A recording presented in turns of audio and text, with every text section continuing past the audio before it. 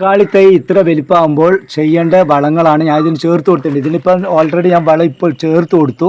ഞാൻ ചേർത്ത് കൊടുക്കുന്ന വളം എന്തെല്ലാമെന്ന് നിങ്ങൾക്ക് പറഞ്ഞുതരാം.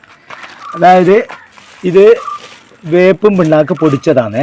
വേപ്പും പിണ്ണാക്ക് പൊടിച്ചത് ഒരു 5 ഗ്രാം ഇട്ട് കൊടുക്കുക. അതുപോലെ എല്ല് പൊടിയാണിത്, എല്ല് പൊടിയും ചേർത്ത് കൊടുക്കുക. അതേപോലെ തന്നെ അതിൻ്റെ കൂടെ തന്നെ മുട്ട പൊടിച്ചെടുത്ത തോടാണിത്.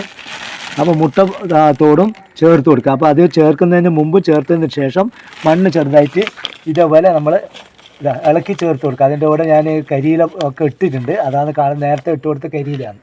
അപ്പോൾ വളം ഇട്ട് കഴിഞ്ഞാൽ ഇതുപോലെ ഒന്ന് നമ്മൾ അതിനെ ഇളക്കി കൊടുക്കണം.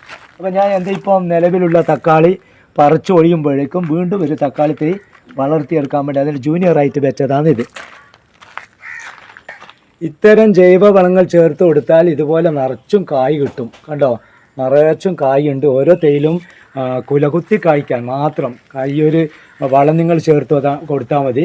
അതുപോലെ വീട്ടിലെ കിച്ചൺ വേസ്റ്റൊക്കെ ചേർത്ത് കൊടുക്കുക. ഇതുകൊണ്ട് തക്കാളിയൊക്കെ വലിപ്പം കണ്ടോ, നന്നായിട്ട് തക്കാളി പിടിക്കാൻ വേണ്ടി ഈ ഒരു വളം നിങ്ങൾ ചേർത്ത് കൊടുക്കാൻ മറക്കരുത്.